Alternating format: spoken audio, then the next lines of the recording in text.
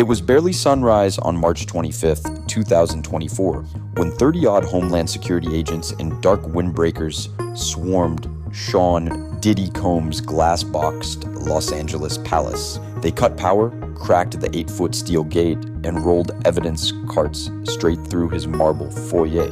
By noon, fleets were rolling away with designer luggage stuffed with hard drives, trunks of pink-labeled ketamine, and, no one could make this up, more than 1,000 bottles of baby oil.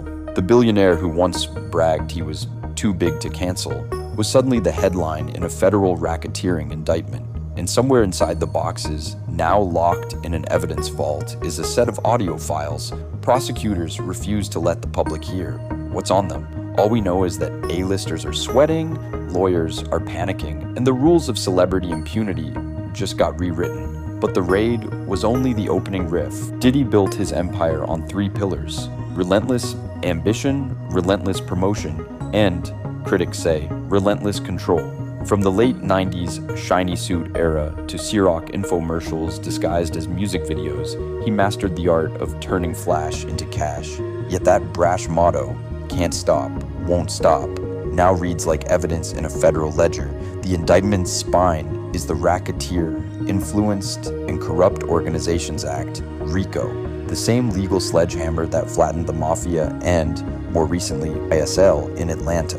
Prosecutors argue Diddy's bad boy family wasn't just a catchy brand. It was a traveling enterprise that recruited chauffeurs, stylists, and party consultants to source women, drugs, and venues for events insiders called freak-offs. Think hotel presidential suites wired with cameras, prepaid burner phones, and a standing stash of ketamine and Xanax parceled out like party favors. Every Uber ride, every security guard, every cash wire becomes a breadcrumb in the racketeering trail. The September 16th, 2024 Park Hyatt sting in New York gave agents their smoking gun. A junior tour manager caught with a thumb drive full of freak-off footage flipped overnight, mapping out 6 years of flights, aliases, and hush money payments. That cooperating witness unlocked a federal search warrant, which led to the March raid and a domino run of subpoenas. Suddenly, the velvet rope crowd, club promoters, junior A&Rs, even the florist who supplied 10,000 white roses for Diddy's 50th birthday, found themselves fielding FBI calls. In RICO world, everyone on payroll is potential leverage. One ex-bodyguard told Rolling Stone he cooperated only after an agent slid photos of his kids across the table and said, "Nice family. Shame if daddy did 5 years for obstruction." By design, RICO prosecutions sprawl. The bigger the organization, the bigger the net. That's why Diddy's glossy resume, music, fashion, TV, vodka, revolt, De Leon tequila, now functions like a federal roadmap. Every brand deal may be scrutinized for money laundering or hush fund potential, and the same social media presence that once kept him culturally invincible has turned forensic.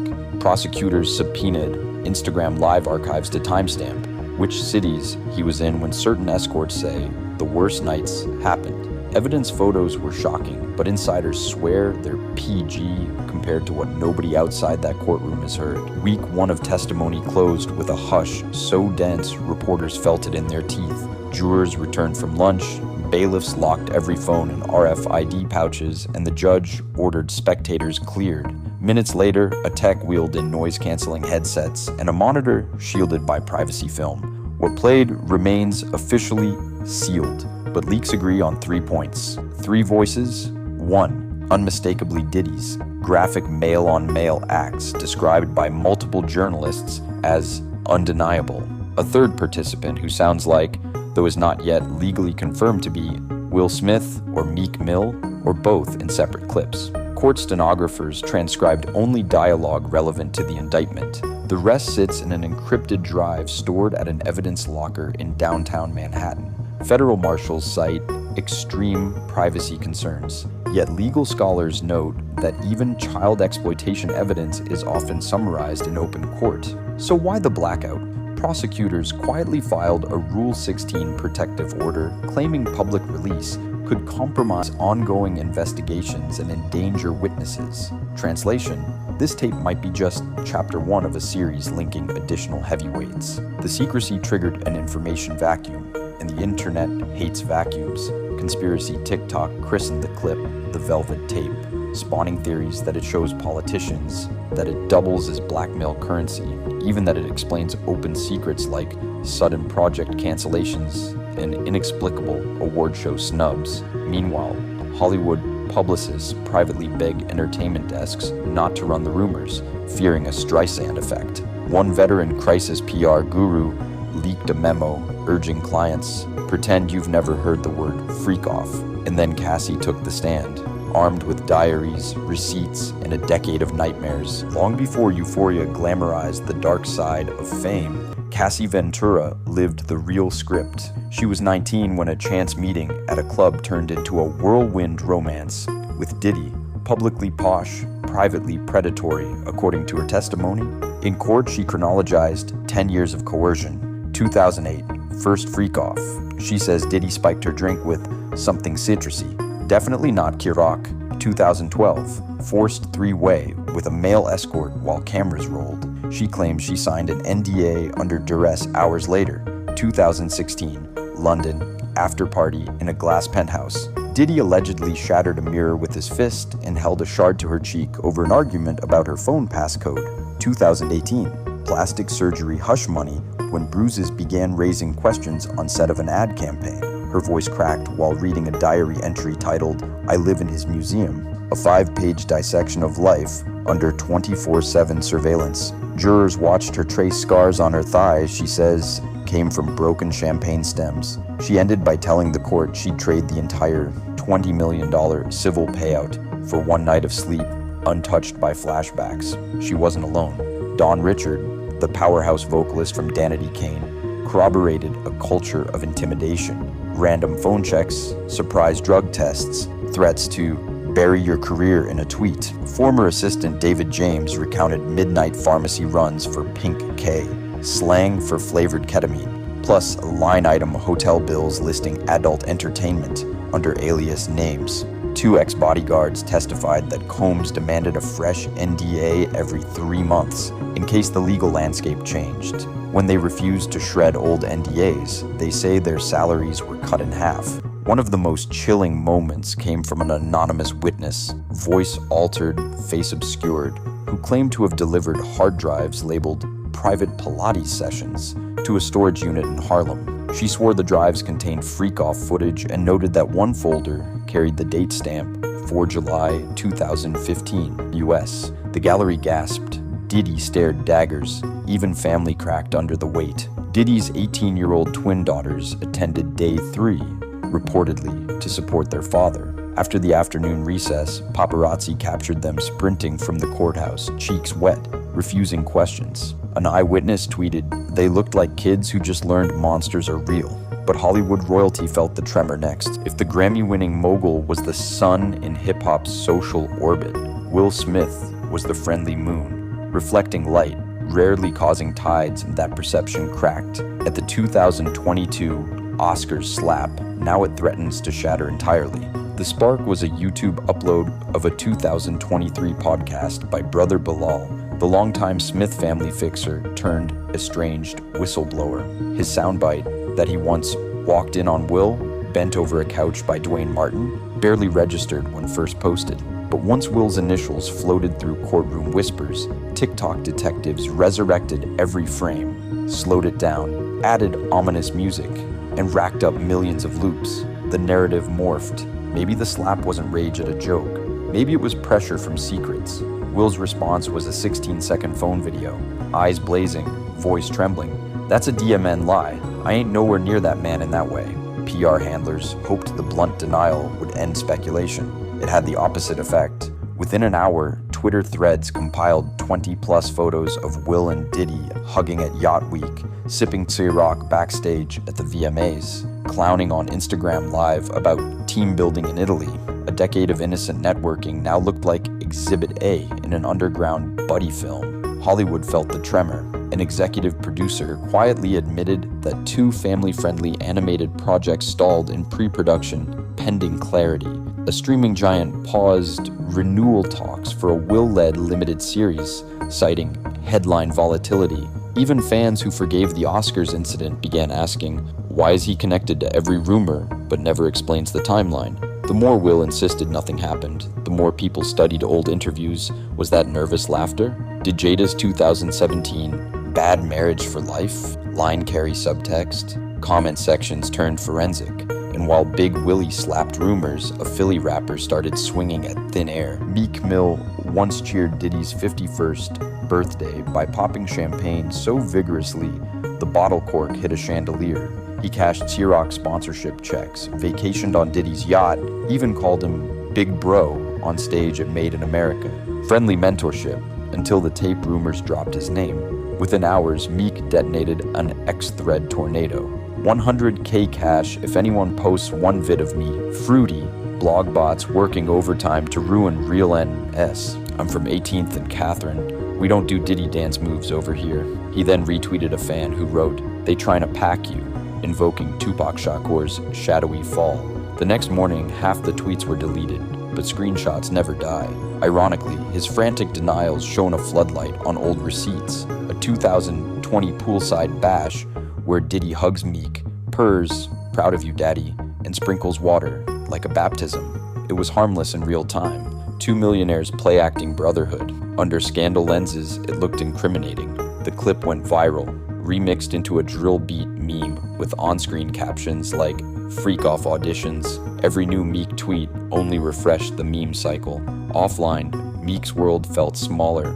A Philly radio station yanked his latest single from heavy rotation, pending legal clarity. A Reform Alliance fundraiser quietly uninvited him from its keynote. Close friends say he's bitter that Diddy's wealth cushions the blow while his own reputation, tethered to street credibility, bleeds in real time. His meltdown fueled an army of TikTok gumshoes who had time, Wi-Fi, and zero chill. Give the internet a half-redacted court transcript and it will build a cinematic universe. Content creator Truth Serum Tess stitched Lunel's cheek-clapping quip with screenshots of Diddy's guest list from a 2019 Grammy after-party. She overlaid neon arrows, slowed frames to 0.25 times, and asked, "Is that Will Smith's silhouette in the corner?" The clip hit 3 million views in 8 hours. Meanwhile, Gen Z for Justice posted side-by-side comparisons of Jaden Smith hugging his dad on a red carpet versus Diddy hugging Will in Saint-Tropez. The caption, "Parallel hugs, same vibe."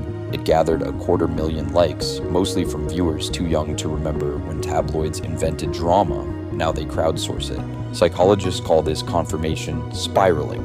Every new clip, often repackaged from the same 5 photos, feels like additional proof. Viewers comment, "I knew it," and share. The algorithm detects engagement spikes and shoves the rumors into more For You feeds. Traditional outlets scramble to verify, but by the time they publish, TikTok has moved on to the next clue. Even AI voice clones joined the frenzy.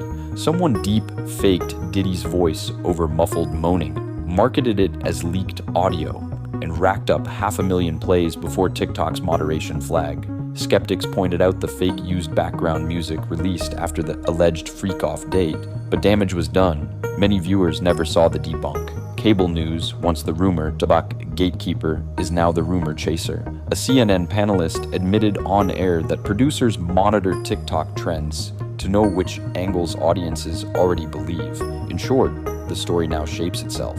Yet the loudest sound is still the silence coming from the judge's chambers. Why seal the tape? Prosecutors offered 3 public record reasons. Potential minors. The indictment references escorts, aged 17 to 20, supplied fake IDs. If even one is a minor, public release violates federal child exploitation laws. Witness intimidation. The tape allegedly reveals full names and faces. Leak that, and high-powered defendants could locate and pressure them. Parallel probes. Unnamed individuals on the recording may be targets in separate investigations. Showing their deeds now could contaminate future juries. Legal nerds compare it to Jeffrey Epstein's flight log saga. Courts dribbled out names in sealed depositions, while federal investigators built overlapping cases. Protectors say that patience paid off. Critics argue secrecy breeds mistrust. The same debate now roars on podcasts, with lawyers split between transparency at all costs and privacy protects prosecutions. One unsealed motion hints at other high-profile subjects not yet indicted, stoking speculation that the Velvet Tape might be one of 10. Rumors swirl of super producer cameos, retired NBA legends, even a Fortune 500 CEO. True or troll? Nobody knows, and that opacity keeps socials frothing. Meanwhile, defense attorneys float a First Amendment Hail Mary. If the jury sees or hears something, so should the public. Otherwise, pretrial press coverage becomes a one-sided leak machine. The judge hasn't budged. In fact, she issued a blanket gag order after seeing Twitter threads quoting courtroom insiders. Anyone caught leaking faces, contempt, and if guilty verdicts land, the government's next move targets more than prison time. Most celebrity scandals end in PR scrubs and settlements. RICO adds a nuclear option, asset forfeiture. Anything that facilitated crimes or constituted ill-gotten gains becomes fair game for government repossession. For Diddy, the list reads like a Rob Report catalog. Holmby Hills Mansion, LA, scene of multiple alleged freak-offs. Agents seized CCTV DVRs embedded in the walls. Miami Star Island compound, rumored freak-off headquarters with hidden basement hallway.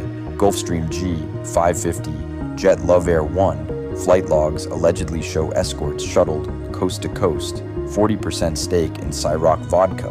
Prosecutors say brand cash, financed hush payments via coded wire notes. Consulting, Revolt TV equity, federal accountants tracing whether ad revenue paid NDA settlements. Art collection, Basquiat's, Warhol's, Hebrew Brantley murals. Prosecutors claim pieces were collateral for silent loans to keep ex-employees quiet. Experts estimate the haul could eclipse $500 million. Diddy's team already hired a former DOJ forfeiture czar to ring-fence untainted assets. But precedent is grim. When Mexican drug lord El Chapo fell, the feds grabbed his mom's house. When Fyre Festival's Billy McFarland crashed, they auctioned his Lamborghini. In post-verdict life, Diddy could watch Sotheby's livestream his prized Richard Mille watch, proceed straight to an escrow fund for survivors. Collateral damage spreads further. Will Smith's Westbrook Media holds a co-production deal with Revolt. That contract may be deemed fruit of tainted enterprise and frozen. Meek's Dream Chasers imprint enjoys a distribution pipeline through Bad Boy/Empire. A forfeiture could halt royalty flows to dozens of Philly artists. Corporate America suddenly faces a moral math problem. Stick with deals that look toxic or eat 8-figure breakup fees. One Wall Street analyst likened it to a Jenga tower. Pull enough blocks, the whole brand collapses. Doesn't matter how glossy the logo. And once an empire implodes, secondary lawsuits follow. Vendors unpaid, investors misled, class actions from concert goers claiming ticket proceeds funded trafficking. The ripple effect could dwarf the initial headlines. So if the curtain finally drops, who else gets dragged on stage? Here's what we still don't know. Will the jury ever hear the entire library of tapes, or just the cherry-picked minutes the government selects? Which high-profile names are on the sealed witness list locked in the judge's desk? How far will forfeiture reach? Just Diddy's toys or the corporate partners who banked decades of profit off his brand? One thing is certain, the silence is costing more than any leaked audio ever could. If a single recording can freeze a courtroom of hardened journalists, imagine what 10 might do. For now, the story is only on pause. When it resumes, whether through a verdict or a midnight leak, Hollywood's velvet curtain may not just slip, it might come crashing down for good. Stay tuned.